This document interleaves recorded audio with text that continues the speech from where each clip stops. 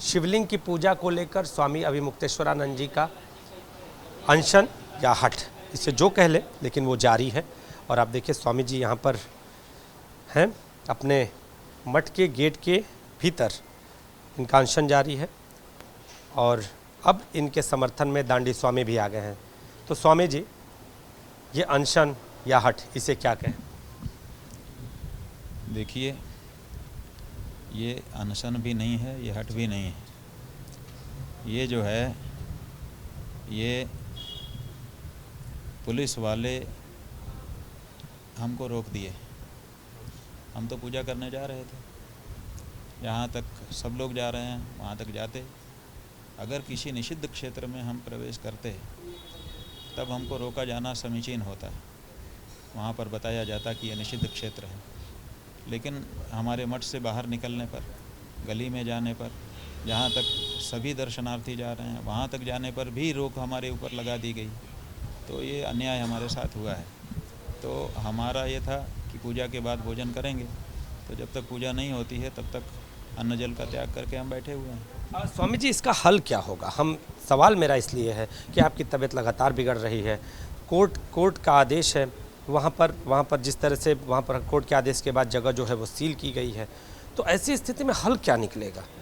आखिर इस हट का कोई तो हल होगा, कभी तो आपके अनशन टूटने का कोई तो चारा होगा। आखिर वो बिंदु क्या हो सकते हैं, क्या जानना है?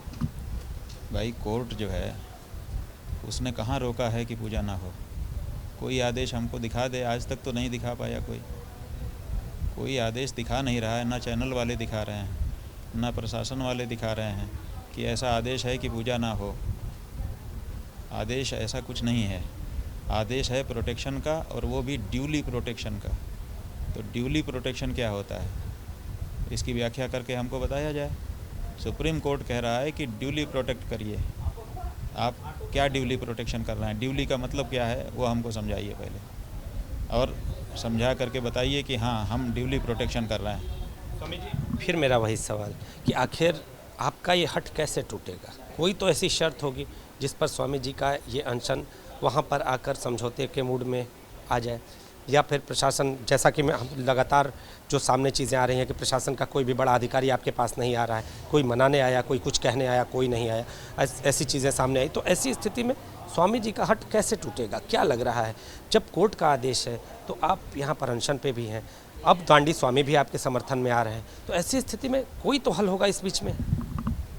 भाई, हमारा कोई हट नहीं है। हमारा एक धार्मिक अंतरात्मा की आवाज़ पर किया गया उपवास है, तपस्या है, श्रद्धा है। हम चाहते हैं कि जो प्रकट हुए हैं देवता, उनकी पूजा हो जाए, मामला ख़त्म है। हम तो ये भी नहीं कह रहे हैं कि हम ही करें। हम तो ये कह रहे हैं कि प्रशासन कह दे कि हमने प्रकट शिवलिंग की पूजा करा दी, आप खाइए, हम खा लेंगे। लेकिन वो भी नहीं हो रहा है, तो हम क्या करेंगे? कोर्ट में भी आपने भी अर्जी लगाई है, और ऐसी अगर बात करें तो आज भी उस पर सुनवाई की जो बातें सामने हैं कि भाई सुनो, तो फिर वही सवाल कि आखिर जब कोर्ट में मामला है, कोर्ट में भी आप जा रहे हैं, तो इस हट को, इसे हम हट कहें, उपवास कहें, या फिर इसके बीच का कोई रास्ता निकालने की आगे के दिनों में कोई ऐसी कवायद भी कह सकते हैं? देखिए, हम कोर्ट में गए हैं, हमको पता है कि कोर्ट में क्या होगा। हम कोर्ट में गए हैं ये देखने के लिए कि जब याकूब मेनन की फांसी का अवसर होता है तो रात भर कोर्ट चलती है। सवेरे 5 बजे उसको फांसी होने वाली होती है, 5 बजे के पहले फैसला डिलीवर कर दिया जाता है।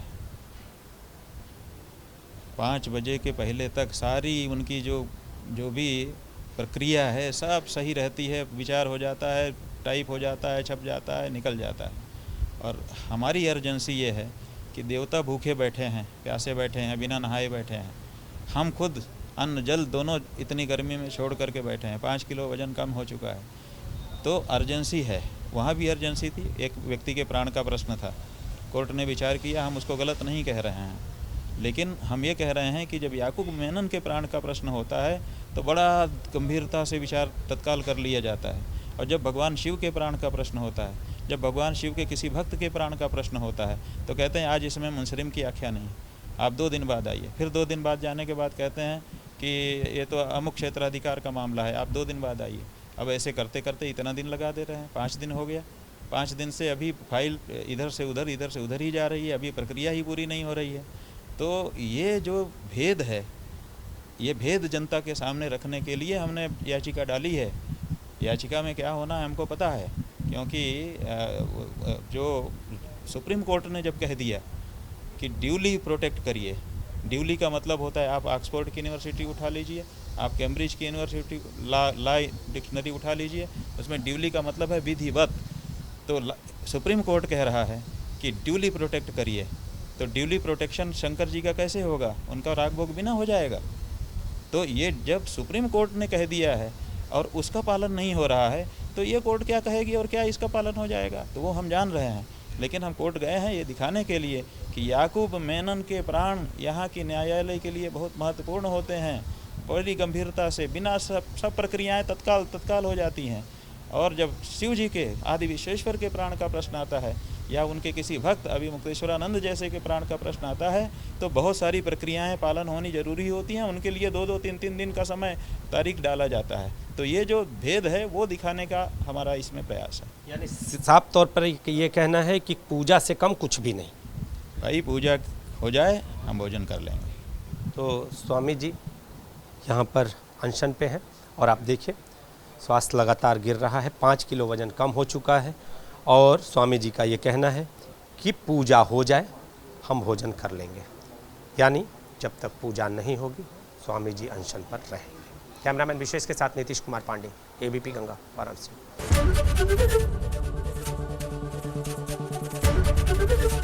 एबीपी गंगा, खबर आपकी, जुबान आपकी।